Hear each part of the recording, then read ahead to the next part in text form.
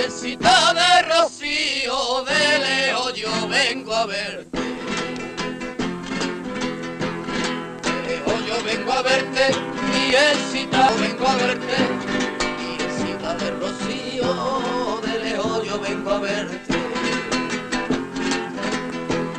De lejos yo vengo a verte, vengo de tierra lejana, donde me llevo mi suerte. De tierra lejana, donde me llevo mi suerte. Orando yo he recordado las veces que entre caballos descalzo yo me he rezado, pensando que eran hermanos los mismos que me han echado. En el siglo III aparecen en la Hispania del Imperio Romano las primeras comunidades cristianas. 100 años después, la influencia social y política de los obispos era tan importante, debido al aumento creciente de sus iglesias, que sus estrechas relaciones con el poder los convertía casi en funcionarios imperiales. Con la penetración de los godos, la Iglesia por primera vez se siente temporalmente amenazada, ya que la religión oficial de ellos era otra secta cristiana, la arriana, pero pronto absorbe a la nueva minoría dominante. En el año 711 penetran los bereberes en la península. El carácter de la dominación musulmana, minoría militar, siempre necesitada de hombres para la conservación y explotación de los recursos del país dominado, favorecía la permanencia de los antiguos habitantes en sus tierras y ocupaciones. La permisibilidad islámica en relación a judíos y cristianos como poseedores de textos revelados, facilitó la islamización de la sociedad hispánica. Así, la Iglesia fue la institución más perjudicada. Esta vez no podía absorber a su poderoso enemigo, por lo que pacientemente espera y se reorganiza en la zona de la Reconquista. A comienzos del siglo IX, llama la atención sobre sí con el hallazgo del sepulcro del apóstol Santiago, meta de peregrinaciones desde ese momento. 3 siglos después, el Camino de Santiago se había convertido en el símbolo de la resistencia cristiana frente al Islam. Desde comienzos del siglo XI y hasta finales del XIII, los numerosos poderes islámicos se entregan a una serie de enfrentamientos políticos y militares, entre sí y contra los poderes cristianos del norte de la península. El triunfo de la cristiandad sobre el Islam marca un decisivo cambio de orientación en la historia de España, que a partir de ese momento aparece vinculada al área geográfico-cultural que conocemos como Europa Occidental. Tras la decadencia de la vida ciudadana con el surgimiento del feudalismo, la Iglesia se dedica a la evangelización del medio rural. A medida que la Reconquista avanza, es la Iglesia, también, el único organismo con sólida estructura para llevar a los territorios repoblados las instituciones, ritos y representaciones familiares, capaces de dar una cierta seguridad a sus habitantes. Para ello, se van erigiendo ermitas en los lugares menos poblados. Y se transforman en iglesias o son destruidas las numerosas y bellísimas mezquitas que construyeron los árabes durante el largo periodo que dominaron en la península.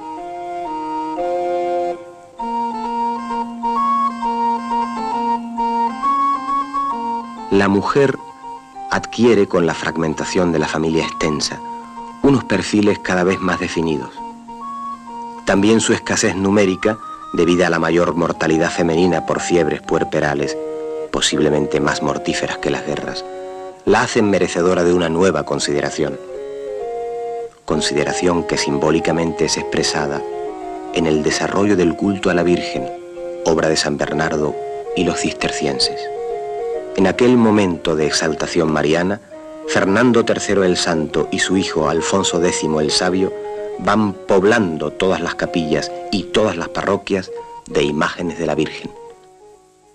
La jerarquía social del clero es casi paralela a la laica. Los arzobispos, obispos y abades de los grandes monasterios son verdaderos ricos hombres a los que se entregaba las primicias y los diezmos, tributo de un 10% bruto sobre cosechas y ganado, lo que en años poco productivos podía significar una tercera parte del total. La Iglesia hizo una defensa sistemática de sus privilegios, en especial de la exención de impuestos, valiéndose de la excomunión de reyes, nobles e incluso ciudades. Adoptó un programa de reforma espiritual, para lo cual preparó intelectualmente mejor al clero secular, perfectamente ignorante hasta entonces, y renovó o creó nuevas órdenes religiosas para acabar con la vida escandalosa de frailes y monjes. Intensificó la predicación, especialmente a cargo de franciscanos y dominicos. Seguramente serían ellos los autores del trasiego de imágenes que aparecen algún tiempo después escondidas en los bosques, y de las que más tarde se diría que habían sido ocultas por los antiguos cristianos, temerosos de que los moros las profanasen, aunque la verdad es que casi todas ellas eran tallas procedentes de una época en que la dominación árabe había ya terminado en todas partes, menos en Granada. Se trataría, pues, de una nueva táctica de la Iglesia, esta vez a largo plazo. A principios del siglo XV, cuando la religión divina que profesamos había llegado a nuestra tierra al más alto grado de gloria y esplendor, un vecino de la villa de Almonte salió al campo con ánimo de distraerse en los placeres de la casa. Cuando llegó al lugar conocido con el nombre de la Rosina, bosque inculto y lleno de malezas, los perros se internan en la espesura y demuestran con sus ladridos la sorpresa que les causa un objeto extraño y desconocido. El cazador, aproximándose, admira una imagen colocada sobre el tronco de un árbol. Era de talla y tenía sobrepuesta una túnica de lino blanca y verde y llevaba escrito a la espalda Nuestra Señora de los Remedios. Trata de sacarla de aquel sitio con intención de colocarla en la villa de Almonte, distante 3 leguas de aquel lugar. Se quedó dormido por el cansancio y la fatiga y al despertar se halló sin la sagrada imagen. Afligido y penetrado de dolor, volvió sobre sus pasos y la vio allí lo mismo que antes. Entonces, por medio de aquel singular y maravilloso prodigio, comprendió que la señora manifestaba su voluntad de que allí fuese donde se le rindiese culto y veneración. Marchó después al monte a referir todo lo ocurrido, y propagándose la noticia con la mayor rapidez, salieron el clero y el cabildo de la villa, acompañados del pueblo y se dirigieron al lugar de la aparición de la Virgen María. La vieron tan peregrina y encantadora que desde aquel mismo momento empezó a arrebatar los corazones y ser motivo de la más fervorosa devoción.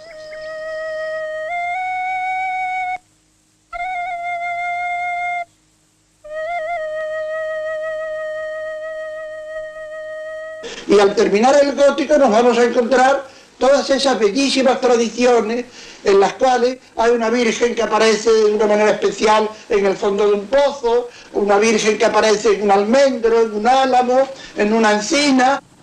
Esas vírgenes antiguas se transforman. Solían ser imágenes pequeñitas, que naturalmente se destrozan, se mutilan de una manera especial para poder vestirlas. Hay vírgenes sedentes con el niño en la rodilla, que cuando había que vestirla, el niño estorbaba, y entonces a golpe de azuela el niño desaparecía y se le tributaba culto o iba sencillamente a la leñera. Entonces muchas de esas vírgenes medievales se les quiere dar un tamaño para lo cual se les conozcan unos palitroques, estos que llamamos aquí miriñaques o candeleros, para vestirlas encima y darle tamaño natural, el tamaño de una mujer, para que la Virgen pueda tener su túnica, pueda tener su manto. Entonces se les empieza a cargar de joyas.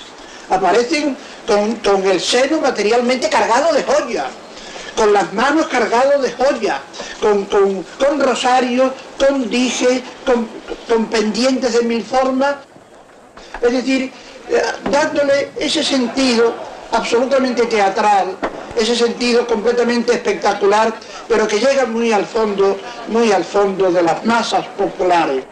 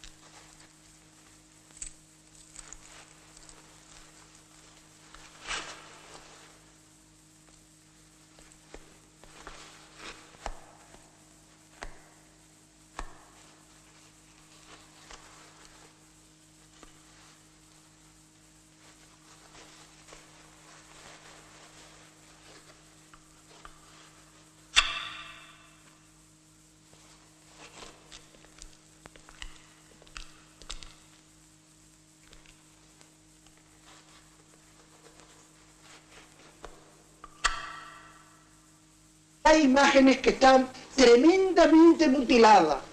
Una mutilación tan fuerte que si alguna persona hubiera querido hacerle daño a la Virgen por molestarle en su sentido de maternidad, probablemente no lo hubiera hecho con la tremenda garra, con la tremenda fuerza con que se hizo precisamente para honrarla, precisamente para vestirla, precisamente para que figurara como una mujer que sale a la calle ataviada con sus más ricas preseas, ataviada con traje de corte.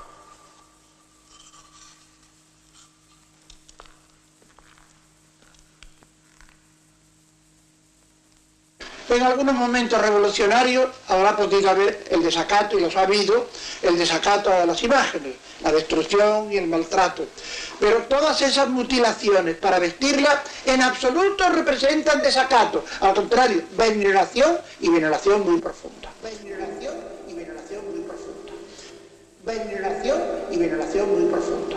Veneración y veneración muy profunda. Veneración y veneración muy profunda.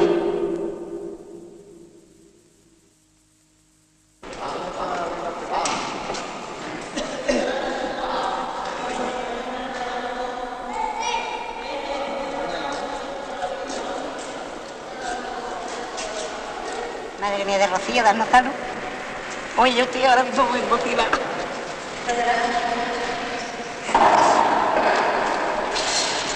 Danos salud y darnos suerte.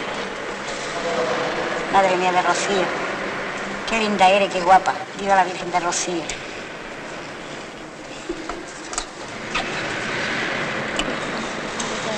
Eres guapísima. Eres encantadora.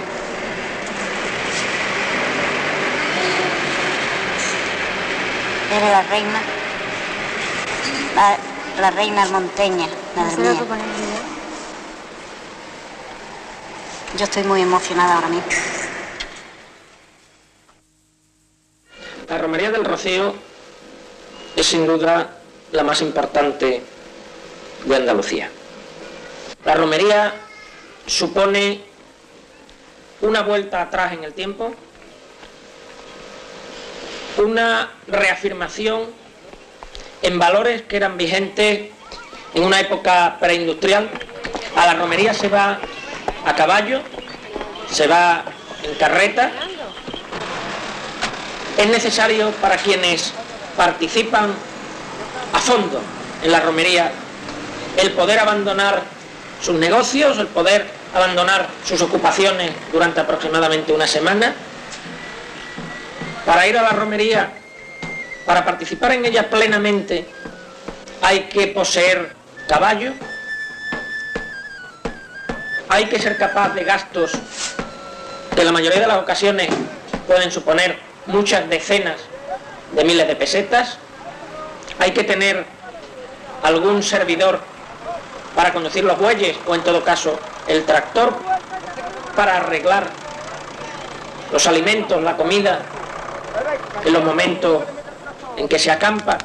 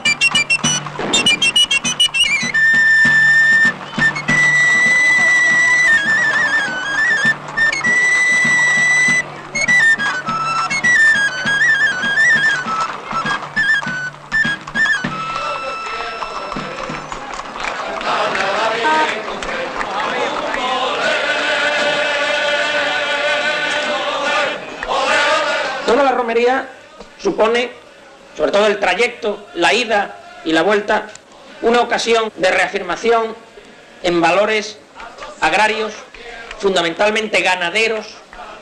En esto quizá se podría profundizar bastante en lo que ha significado históricamente también en Andalucía los ganaderos en relación con los agricultores.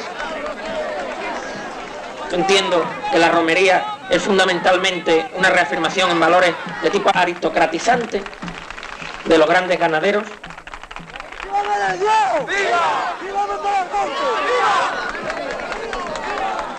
Como en los tiempos feudales, el caballero en la romería destaca por su situación de privilegio, su poder económico, político o social. Si entonces había contribuido a la formación y mantenimiento de la nobleza territorial y el caballo se había convertido en símbolo de riqueza, es decir, de poder, ese poder sigue siendo evidente hoy en día. Frente a los de a pie, se yergue altivo el jinete, el que no pisa la tierra, el que no traga el polvo. Y ese poderío se extiende al terreno erótico, convirtiéndose el caballo en mítico símbolo fálico. Las bonitas mozas se disponen a todo para, orgullosas, pasearse con su jinete.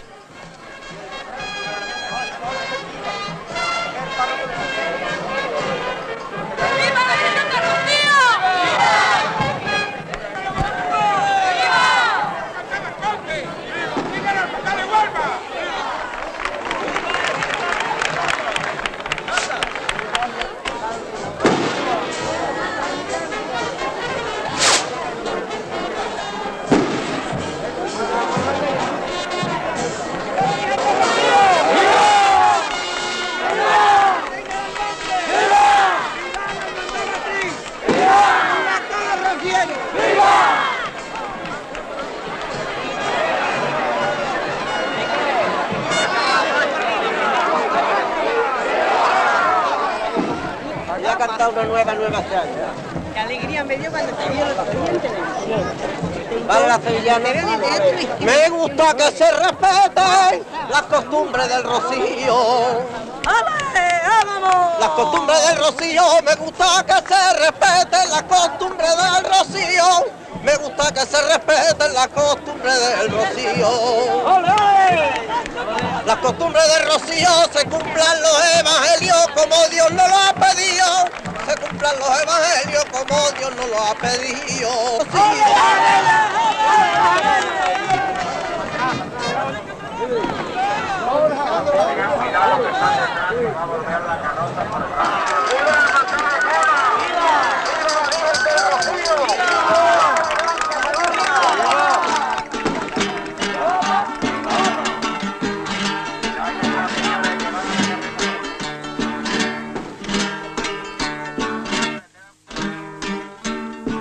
Siento en la mano el calor que en mi piel, tu piel me dejó. Tu piel me dejó. Siento en la mano el calor que en mi piel, tu piel me dejó.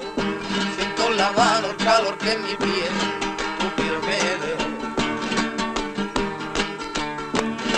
Tu piel me dejó. Y de los labios que un día besé, conservo el sabor. Y no consigo arrancar de raíz aquel mal amor. De aquel amor que se fue, yo no me quiero acordar, yo no me quiero acordar, porque no apaga la sed, agua que no volverá.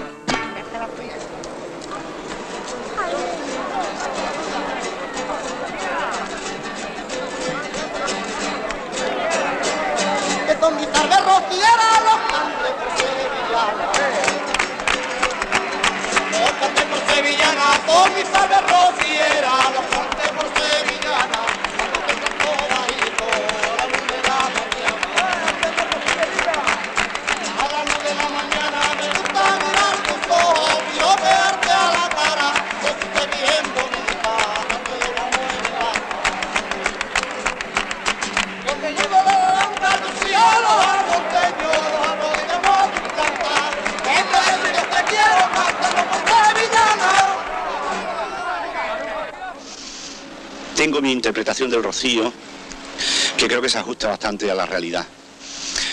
Como todo fenómeno de masas y como todo fenómeno de participación religiosa al mismo tiempo, creo que el rocío es una mística, ciertamente es una mística, pero con unas características muy especiales. Yo diría que la mística del rocío consiste en la búsqueda de la felicidad. La gente va al rocío con un deseo profundo y amplio de ser feliz.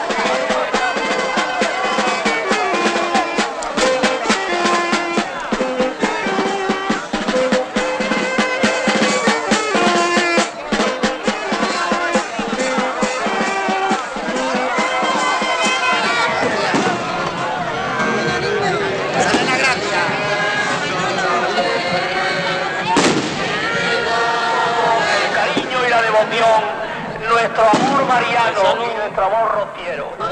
El Señor es contigo. Y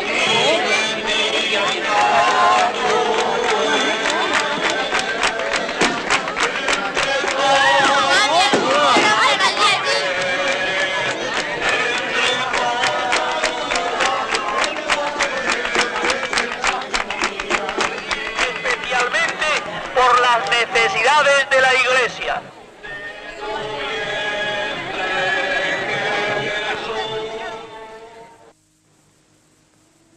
En los siglos XIV y XV, el hambre, la miseria y las continuas pestes hacían estragos en una población alimentada solo de pan, cuando lo había.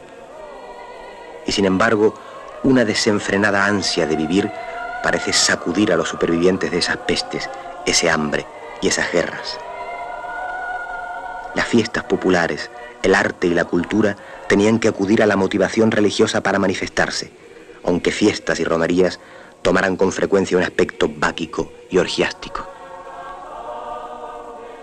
Las manifestaciones religiosas van adquiriendo un sentido profundamente espectacular. Su carácter colectivo, la iglesia como escenario o la población entera adornada para asistir a los desfiles procesionales, las propias imágenes se aproximan a la teatralidad, suplantan en cierto modo al teatro, que incluso estuvo prohibido y que tanto preocupaba a la iglesia precisamente por su arraigo popular. En el siglo XVI, toda función vital estaba presidida por el rito religioso. Eran obligatorios el bautismo, la confesión pascual y la misa dominical, cuya asistencia era rigurosamente vigilada por el párroco y sus ayudantes, que incluso llevaban un libro de matrícula en donde se anotaba a los asistentes. Los que no cumplían sus obligaciones eran denunciados al Tribunal del Santo Oficio como sospechosos de herejía.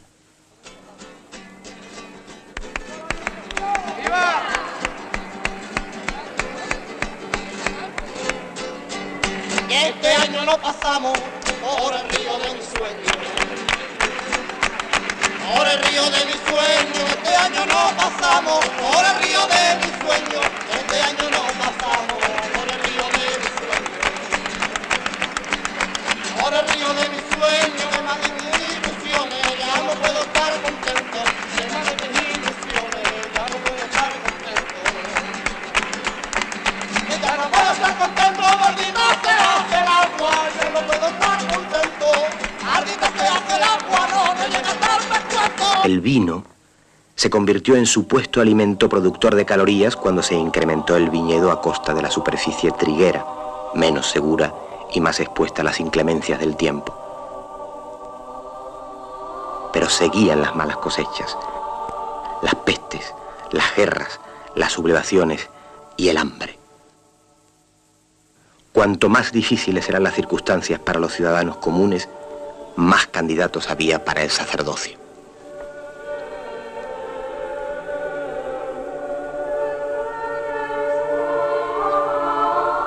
Si a finales del siglo XVII se estima que la sexta parte de las tierras y gran parte de las fincas urbanas eran propiedad del clero, la España del XVIII se industrializa. Los juristas y economistas ilustrados empiezan a analizar el origen de la propiedad eclesiástica, la base material en que se asienta la religión y las relaciones Iglesia-Estado.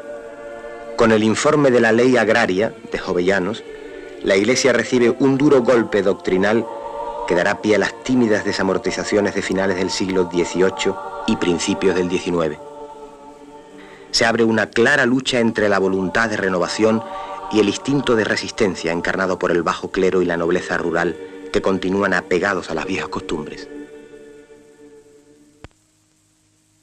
La ermita del Rocío está en un lugar aparentemente apartado de los caminos, pero que supone un punto central alrededor del cual existen importantes pueblos andaluces en los que viven no solamente hoy, sino desde hace siglos, miles de personas, miles de trabajadores sin tierras, tradicionalmente dependientes de los grandes señores, pueblos como son Villamanrique, Pilas, La Palma, Moguer o Sanlúcar de Barrameda, pueblos, casi todos ellos, con una profunda tradición aristocrática. Hermandades en estos pueblos que he citado existen ya en el siglo XVII. Las hermandades siguen siendo asociaciones de seglares con fines religiosos acogidas a la reglamentación de la Iglesia. Como entonces, tampoco las mujeres pueden hoy ejercer en ellas ningún cargo de responsabilidad. Sus responsables son el presidente o hermano mayor, el vicepresidente, el tesorero y el secretario, que generalmente se van turnando en sus funciones. Mi bisabuelo fue hermano mayor, mi abuelo hermano mayor, en su época, por natural, mi padre hermano mayor, yo he tenido un hermano mayor y ahora soy yo hermano mayor.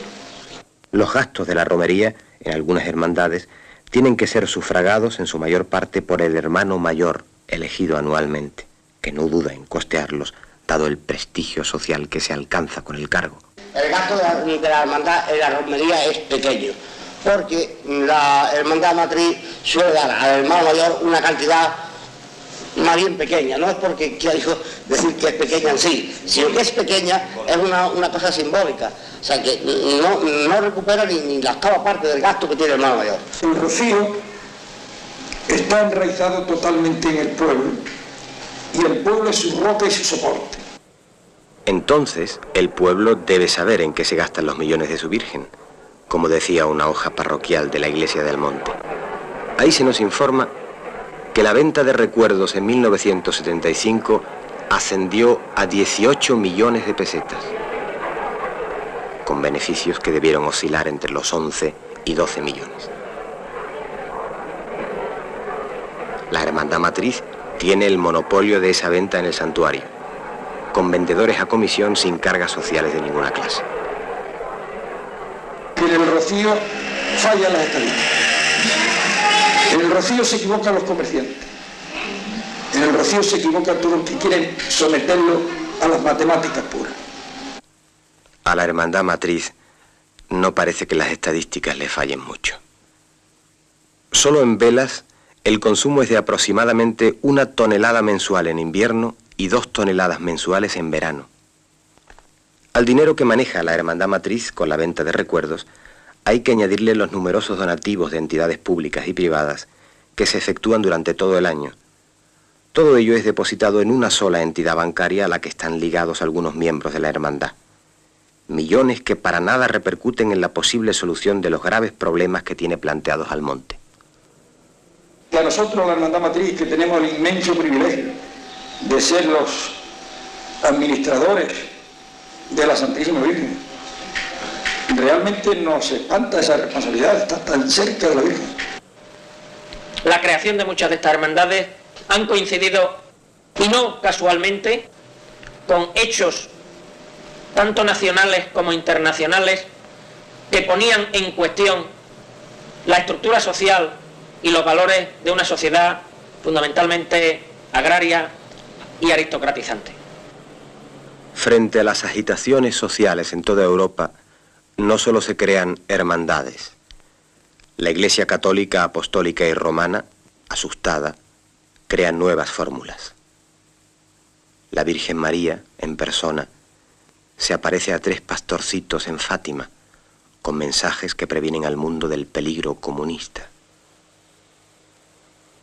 Y nuestra Virgen del Rocío es coronada canónicamente, sin duda con objeto de reavivar el casi perdido fervor popular.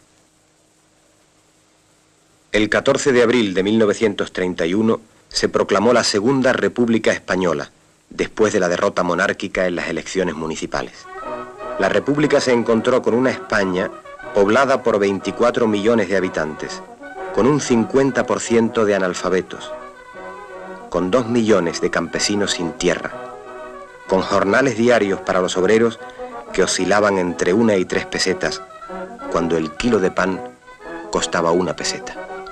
Es en esa circunstancia que se fundan 9 hermandades del Rocío. Jerez de la Frontera es un ejemplo característico.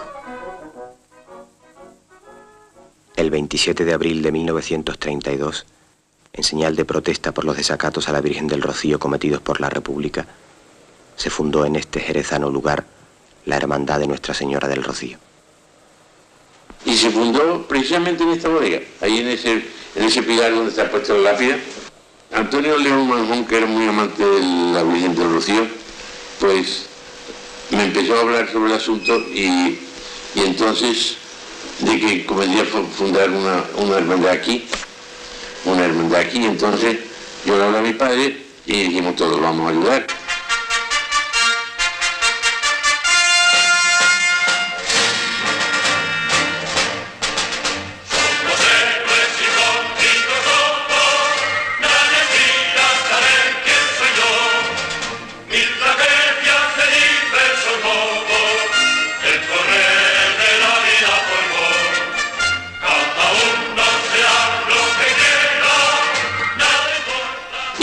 Por el padre Llanes, como he dicho, después don Antonio de Manjón, mi buen padre, en gloria esté, y después don José María Reales, mi padre, ya han muerto los tres. Siempre han ido las personas pudientes, desde que se fundó, y es más, los señores que lo fundaron, todos son personas de un bienestar económico bastante superior y elevado, ¿no?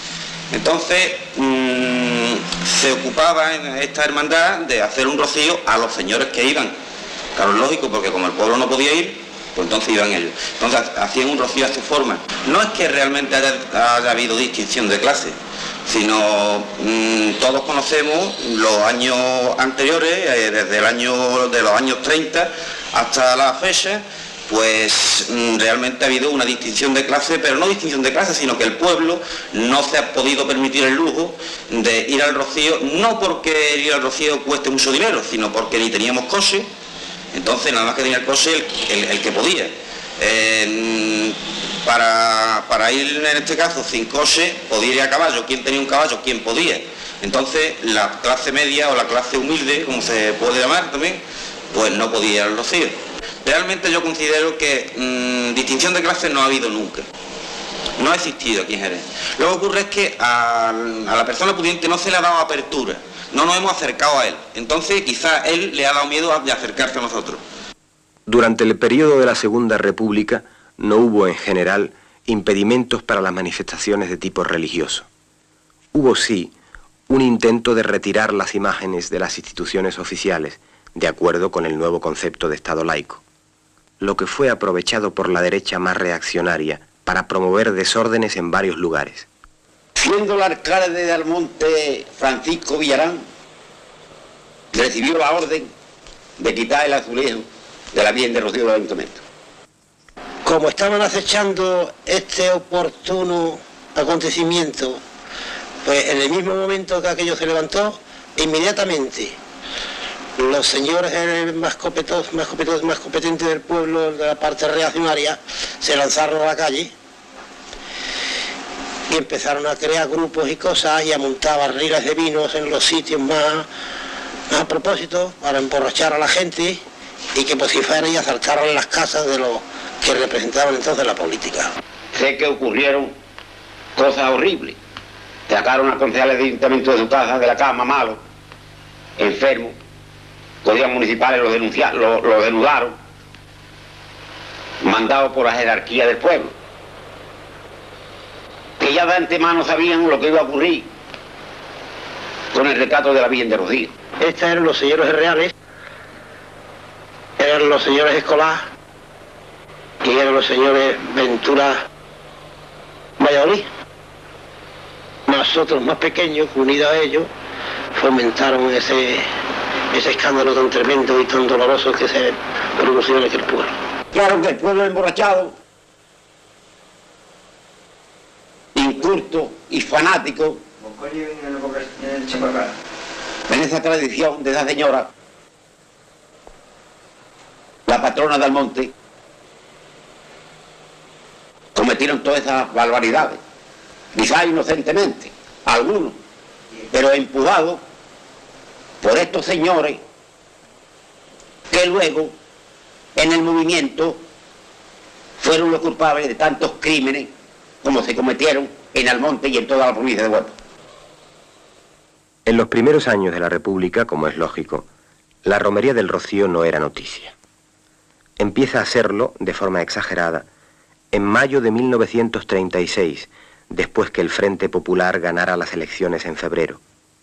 Lo que nos hace pensar en cómo las derechas aprovechaban la más mínima oportunidad para manifestarse y para publicitar hechos y cosas que directa o indirectamente les interesaban. En resumen, podemos decir que meses antes del levantamiento militar del 18 de julio, clandestinamente, por todas partes y a todos los niveles se estaban preparando. Se cogió una reunión clandestina junto al cuartel de la Guardia Civil en la casa de... ¿cómo se llama?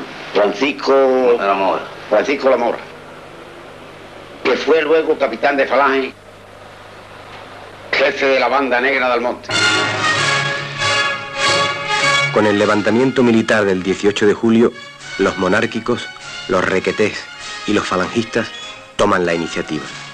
Detienen y matan sin juicio previo a todos los que de una manera u otra habían exteriorizado sus simpatías a la República o se habían distinguido por sus ideas revolucionarias.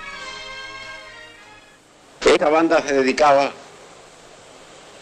a llevar a la cárcel diariamente, noche por noche, una lista para sacar a individuos, para llevarlo a la carretera y asesinarlo delante de la luz de un camión.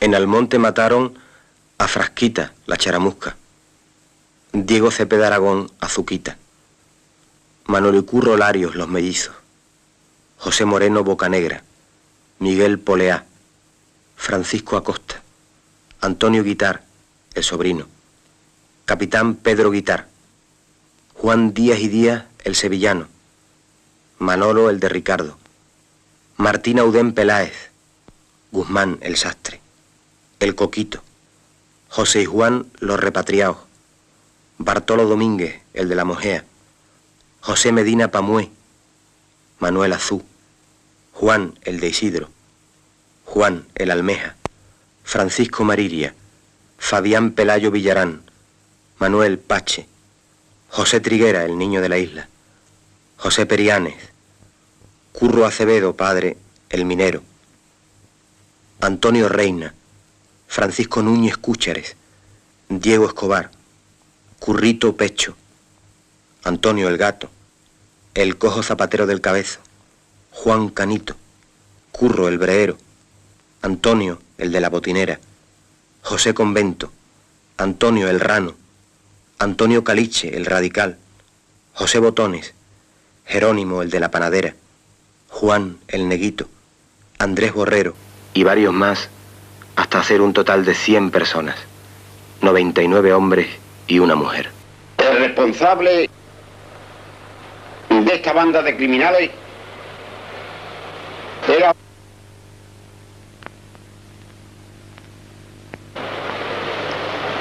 que en paz descanse, que yo le daría una vida más larga.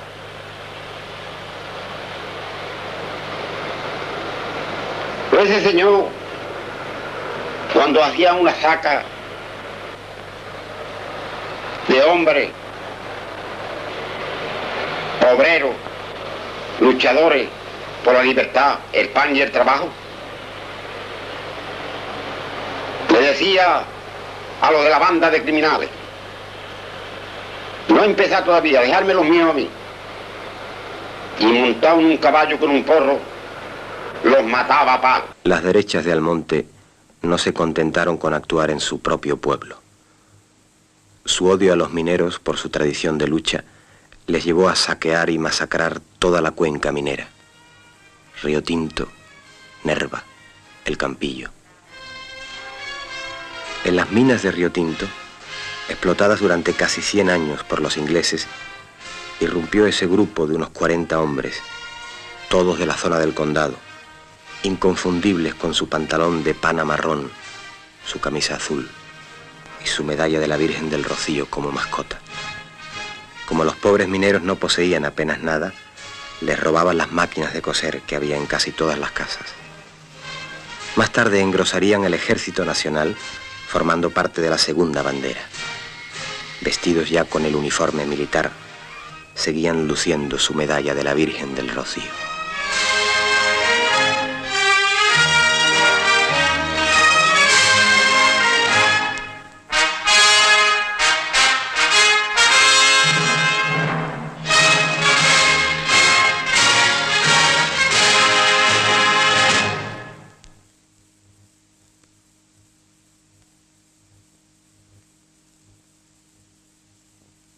En un punto donde se unen Huelva, Sevilla y Cádiz, en un núcleo aislado de población surgido en torno a una ermita, se celebra todos los años, en primavera, la Romería del Rocío.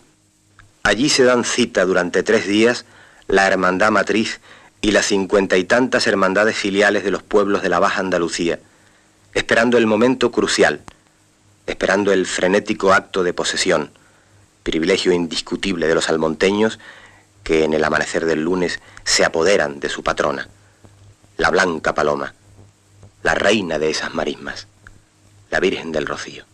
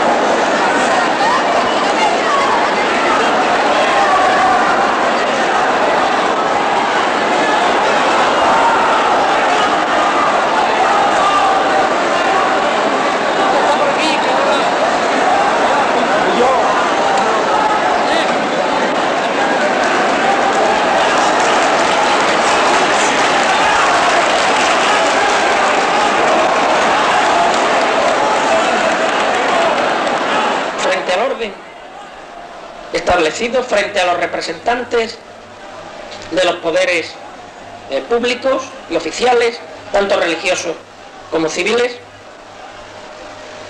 Los almonteños, el pueblo de Almonte, es espontáneo, es libre, no acepta corsés ni imposiciones. Lo que ocurre es que ese es un momento que dura solamente varias horas al cabo del año, y durante los 364 días restantes del año los poderosos vuelven a ser los de siempre, y funciona entonces un mecanismo de autoconformidad por parte de quienes han sido poderosos en ese momento, el momento central del año para Almonte, y el resto del año son trabajadores sin tierras y normalmente sin trabajo.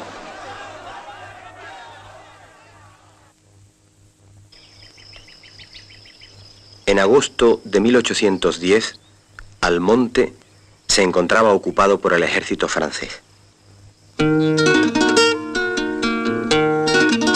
Pasábamos hambre y teníamos que entregar lo mejor de nuestras cosechas, a veces al ejército invasor y a veces a nuestro ejército. Todos nos exigían, se llevaban nuestro ganado, aquello era un saqueo constante. Estábamos en la más espantosa miseria y desesperación cuando en agosto los franceses nos obligaron a la formación de una milicia cívica en la que tenían que alistarse todos los hombres, desde los 15 a los 70 años. Aquello fue suficiente para que estallasen los ánimos. 36 de nosotros, desesperados, decidimos liquidar a los soldados franceses que había en la población y nos arrojamos sobre ellos. Luego fuimos a casa de Cepeda, que era donde se hospedaba el comandante. Cuando abrió la puerta, le pegamos un tiro que lo dejó muerto en el acto. Cuando se supo lo ocurrido, las autoridades y los curas, muertos de miedo, pienso que debieron negociar con los franceses nuestra entrega para salvar sus vidas y su riqueza. Nuestra entrega y el pago de un tributo, no sé. Lo que sí sé es que pasados unos días, los franceses nos acorralaron y nos trataron peor que a las bestias. Acabaron con todos nosotros, nos mataron, nos descuartizaron y nuestras muertes después se cubrieron de silencio, de un silencio pesado y cómplice. Las autoridades civiles y eclesiásticas entraron en pánico. Había un decreto de Murat que ordenaba el exterminio del lugar en donde se derramara sangre francesa. Se solucionó el asunto con el pago de un tributo y posiblemente la entrega de los 36 hombres, ya que las crónicas de la época no vuelven a hablar de ellos. Pero les interesó más hablar de milagro, de intervención de la Blanca Paloma para salvar al monte. Y así nació el Rocío Chico, o sea, la promesa de visita anual de la Hermandad Matriz al Santuario de la Virgen del Rocío, en acción de gracias que perpetuase a las futuras generaciones la memoria de tan insigne y señalado beneficio.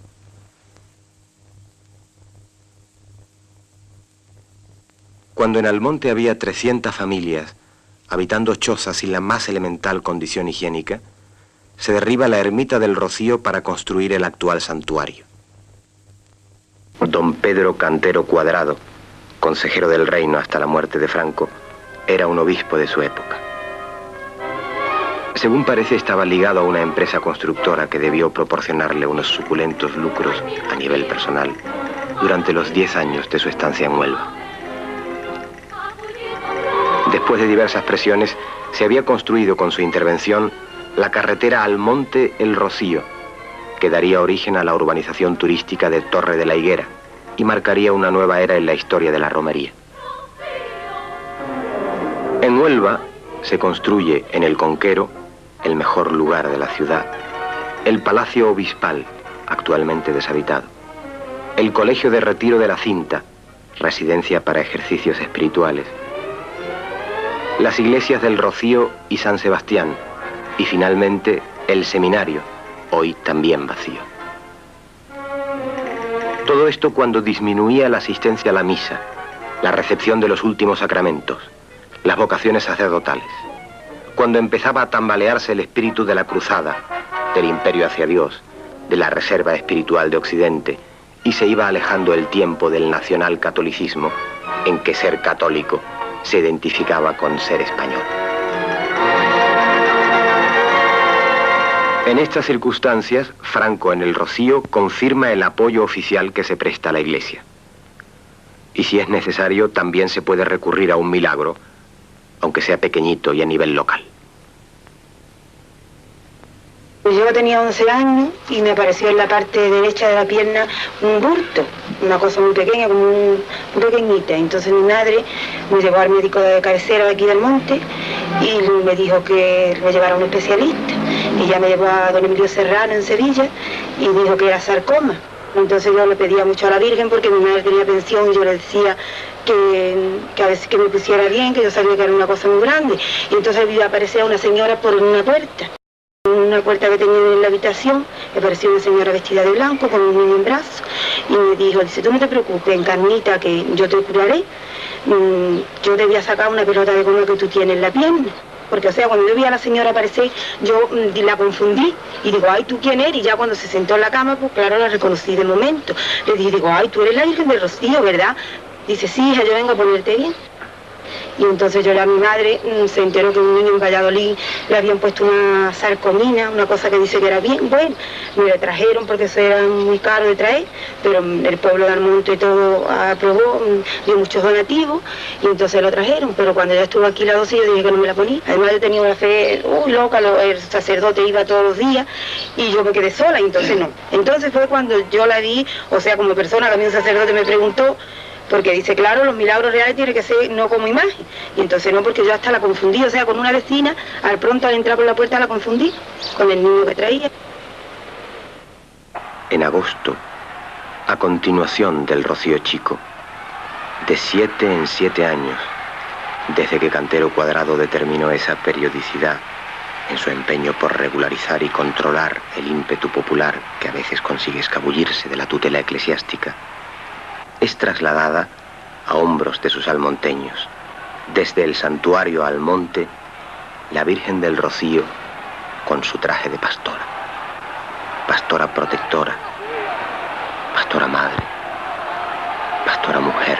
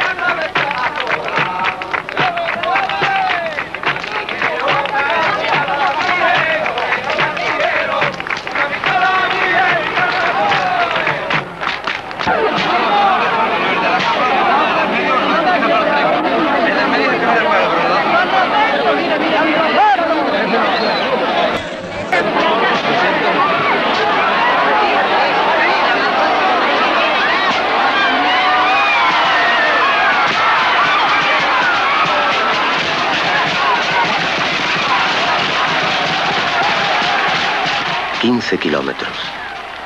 Toda una noche hasta el amanecer en que, con el primer rayo de sol, es desvelado su rostro. Todo un rito que rememora aquellos traslados de siglos anteriores, con los pobres de solemnidad como portadores pagados, que se llevaban a cabo por orden de las autoridades para implorar el favor divino como solución a las sequías, pestes, hambre y muertes que periódicamente asolaban la región.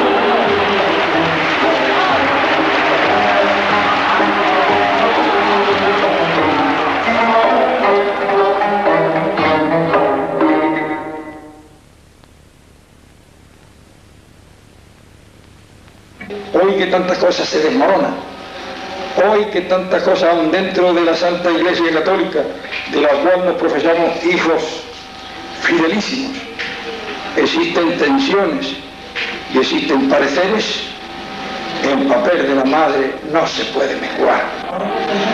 ¿Qué damos a cambio si quitamos a la madre? Con el esfuerzo de mis manos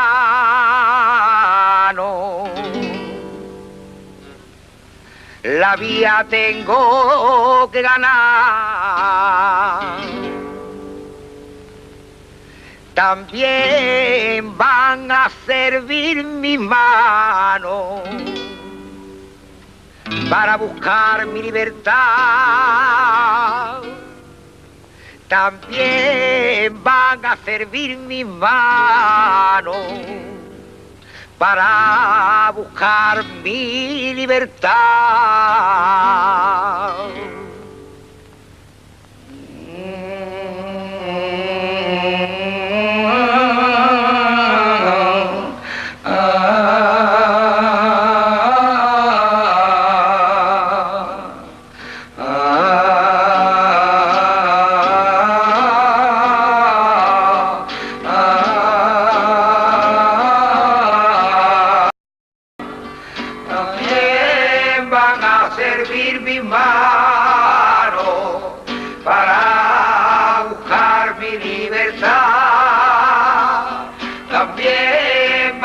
Servir mis manos para buscar mi libertad.